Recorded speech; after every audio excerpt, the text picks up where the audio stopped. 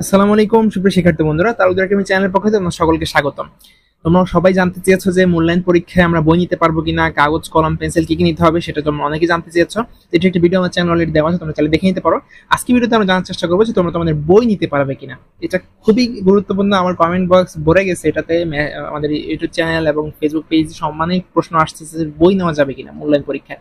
যেহেতু আমরা আগের যে পরীক্ষাগুলো দিয়েছি সেখানে আমরা দেখেছি যে বই নেওয়া যাচ্ছে না, তো এবার থেকে সরকার কিন্তু নির্দেশনা দিয়ে দিয়েছে যে সকল পরীক্ষার ক্ষেত্রে শিক্ষার্থীরা তাদের বই নিয়ে যেতে পারবে এবং বই থেকে কখনোই হুবহু কোনো প্রশ্ন করা হবে না।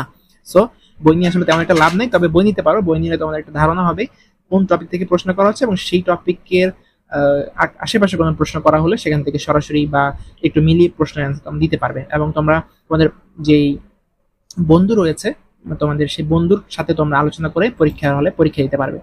এখানে দেখো তোমাদের একটা নির্দেশনা এসেছিল যে শিক্ষার্থীদেরকে যেই ষান্মাসিক সামষ্টিক মূল্যায়নে যেই জিনিসগুলো ফলো করতে হবে সেটি আমরা একটু দেখার চেষ্টা করি। তোমাদেরকে বলা হয়েছিল যে তোমরা একটু খেয়াল করো যে তোমাদের মূল্যায়নটি 5 ঘন্টায় হবে।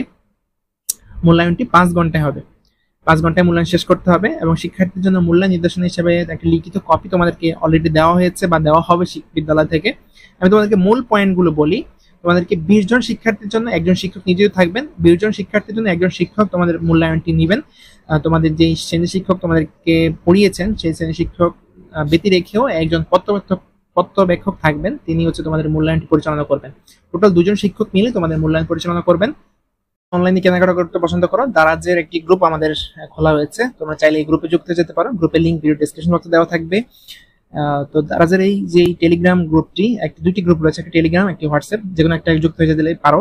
এখানে তোমরা দারাজের কখন কোন অফারটি দেয়, কখন কোন অফারে তোমরা ভালো সুযোগ নিতে পারো। যেমন এখানে একটি দেখতে পাচ্ছ, এখানে একটি দোলনা রয়েছে, এটি 1150 টাকা দাম, কিন্তু তোমরা চাইলে 225 টাকা কিনতে পারো। সেটি কিভাবে কিনতে পারবে, কখন এই অফারটি থাকবে, কতজন এই অফারটি নিতে পারবে সে সম্পর্কে বিস্তারিত এই গ্রুপে বলা আছে। তোমরা চাইলে এই গ্রুপে যুক্ত হয়ে যেতে পারো। এই গ্রুপে এখন পর্যন্ত 166টা পোস্ট করা হয়েছে এবং একটি হোয়াটসঅ্যাপ গ্রুপও রয়েছে এদের।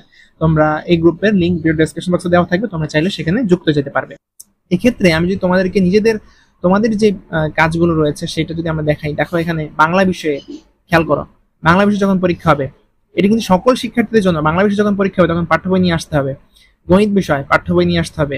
তারপর বিজ্ঞান বিষয় অনুসন্ধানী এবং অনুশীলন পাঠ্য বই নিয়ে আসতে হবে। তার মানে সকল বিষয়ের পরীক্ষার ক্ষেত্রে তোমাদেরকে পাঠ্য বই নিয়ে আসতে হবে এবং নিয়ে আসা বাধ্যতামূলক করে দেওয়া হয়েছে। তার মানে তোমরা পাঠ্য বই নিয়ে আসতে হবে, বাস, আর কোনো কথা নাই। মানে এটার পরে আর কোনো কথা নাই, ঠিক আছে? আচ্ছা, আরেকটা কথা হচ্ছে, সারা বাংলাদেশে একই দিনে পরীক্ষা হচ্ছে। 3/7 পরীক্ষা শুরু হবে এবং 3/8 পরীক্ষা শেষ হবে। যদি 30 তারিখে পরীক্ষা শেষ হওয়ার কথা ছিল, বাট বন্যার কারণ একটি বিশেষ অনাকাঙ্ক্ষিত ঘটনার কারণে এটি 3/8 করা হয়েছে লাস্ট পরীক্ষাটি।